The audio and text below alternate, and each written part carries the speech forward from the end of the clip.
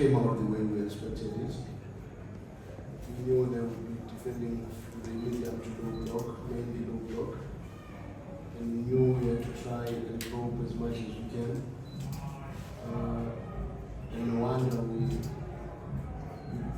we had 20 shots on target, 20 shots at goals. But unfortunately, they only had 2 shots on target and they are both goals. And we knew a team that does not need too many chances to punish you. The only sad thing is when the goals that we considered, because it's the areas that we worked very hard on and identified. And particularly the first goal, we knew that Shinamandara is the most important player for them. And his crossing precision is very good. And it was unfortunate for the Toby in the far post to have both Kakora and Manqoba at the same time. And he made a mistake of trying to jump to the one who was in front of him and the ball was playing behind. And that's how we considered the first goal. But I think we had complete dominance of the game, which we were not surprised. And we had possession in very good positions of the field, not necessarily in front of them. I think that 80% possession and 20% with so many shots at goals. But unfortunately, I think the universe called this one because I don't think there's anything much we could have done in this match. Yes, there were a few bad decisions in the final third where instead of a pass, you shoot, instead of maybe taking a shot, you still want another pass. So those decisions I expected, especially when we're playing against a team that retreats and never really comes towards the ball. And to see so many good shots taken, and credit must be given to Chikazeze again. I think he stood out for them, and no wonder he became the man of the match. I think he's been very important in this tournament. It's probably one of the strangest things I've ever had in football in my coaching career, where the goalkeeper of champions is the goalkeeper is the man of the match in 4 consecutive matches of the competition up until they win the competition. And he did very well. We must give credit to him. And also give credit to Clinton, because I think his team plays to his strength. They are a team that is looking for those counter-attacks. They are a team that does not really mind not having possession.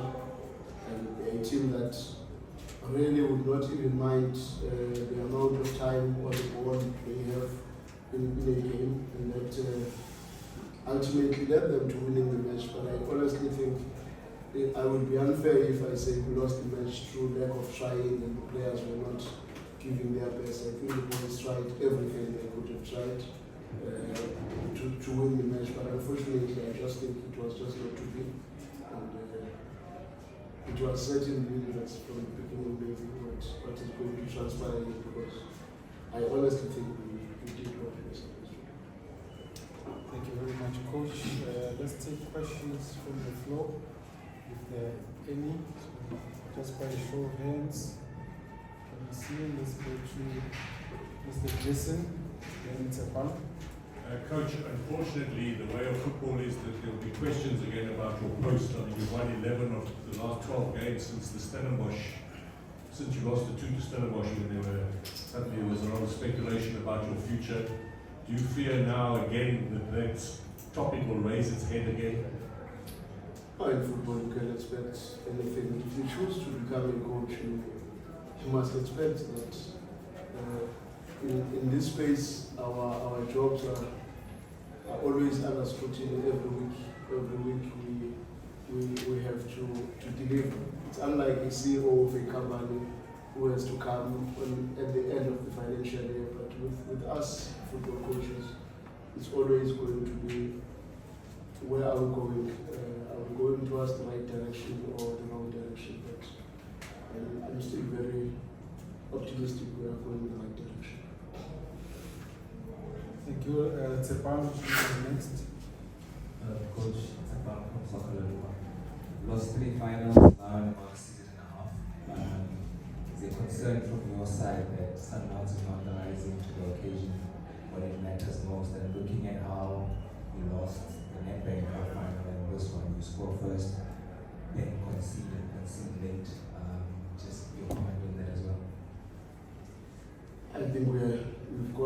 that spell where things are just not going our way in cup matches, and you really would not put your finger on it, because I remember even in the game against Pirates, I think we were 70-30 in terms of possession, and we had a lot of shots at goals.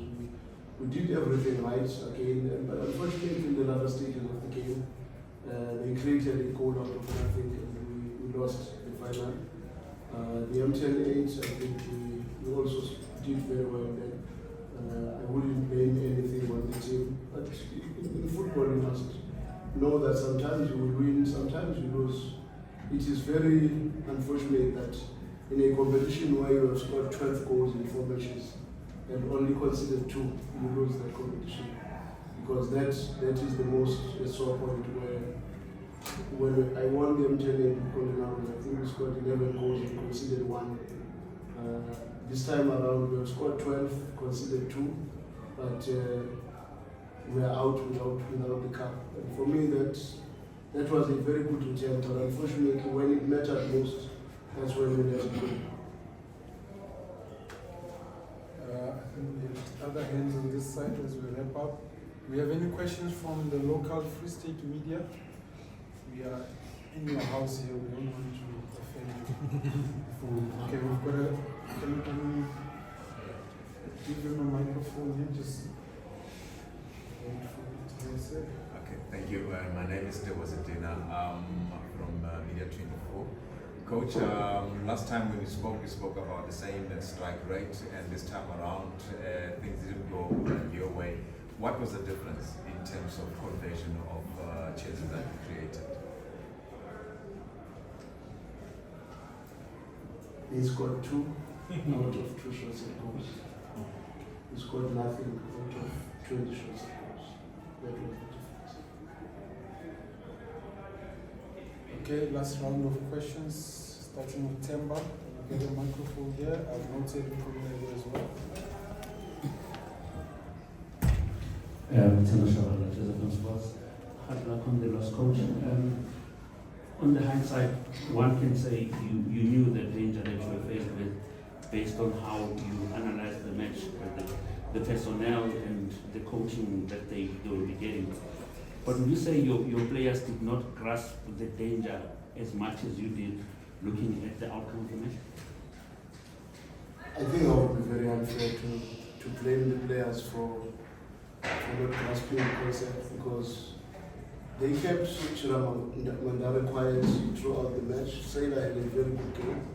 But just one moment where maybe if he closed more his left foot and did not allow the cross, we would not be talking about what we're talking now. And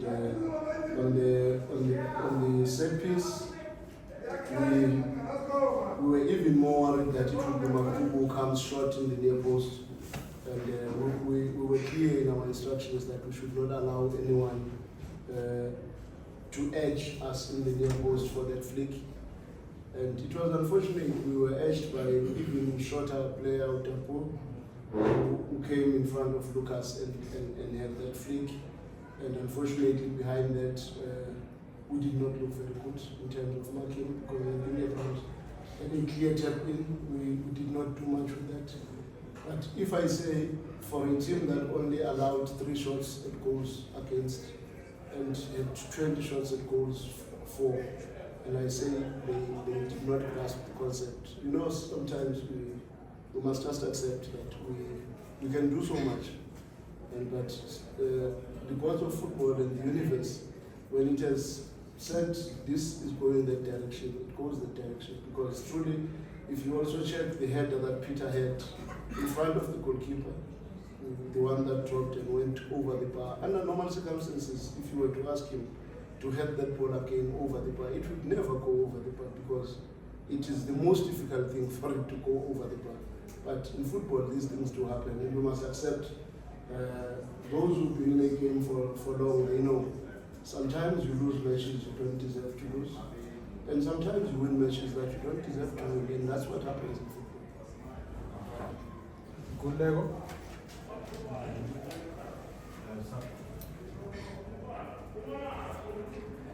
So, Coach, in South African football, it's usually see local coaches getting off, or so getting us in 2 years ago.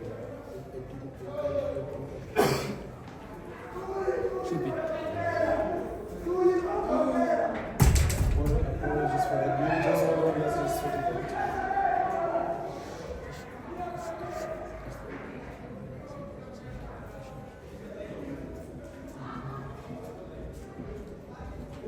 Coach, do you need him to repeat or did you get the gist of what is not here, Coach?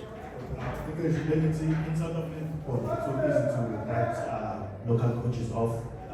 Coach Pitzila since 2 years ago, he was competing in the ABC League. Today he has been crowned the current black label champion. Just a lesson from his journey in football, and just you can relate to your own journey as well. I think it's a societal problem. And also you guys, you sometimes kill people's careers by not being objective and being sensational. I've never thought Clinton is a bad coach from the beginning. He did very well in his early stages when he was easily going to be termed premature or not yet matured enough. He had very good stints in clubs that he coached, and he has done very well in his career. And it was so strange to see a coach like that going down to the ABC League, and a lot of people were brought into the club from different countries who could not even do maybe better than what he did. But we are a society like that. It is in our nature to wish bad for anyone. We hardly wish good, and it's something that maybe you as the custodians and people who can be listened to, if you are more pragmatic, you are more positive, you are more objective, you will help because your voice is heard all over.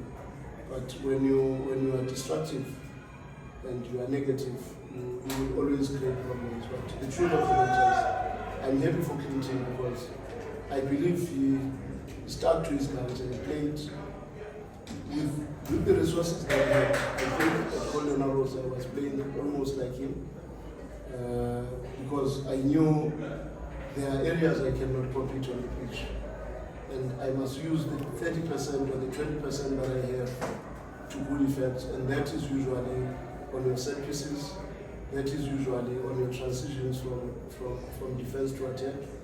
And I must say, Manqoba has been a revelation for his team. Shiramandare, whom again you ruled him out, and he has always been a good football player. But unfortunately, it was very easy to say, no, those players that were brought like this, they were bad, and ultimately they lost their jobs, which I think they were very good football players, and he's proving now, probably 5-6 seasons after he was taken out, maybe in an environment where now he would be shining. But we don't have patience and we don't have time for our own. Coach, I think we can end it here. Should I take one more? It's up to you. Now I don't know. I was gonna take a new hand, but you guys have already asked questions. Okay, I think let's cut it here. Please, can we ask one? I want to ask about the Champions League on Tuesday. Such a quick turnaround. Yeah, but we are here for We're here for. I think the team will make those arrangements. I'm sorry. We're here for. I think we will have a press conference on Monday, if I'm not mistaken. Thank you. Yeah, no, let's cut it, guys. Thank you.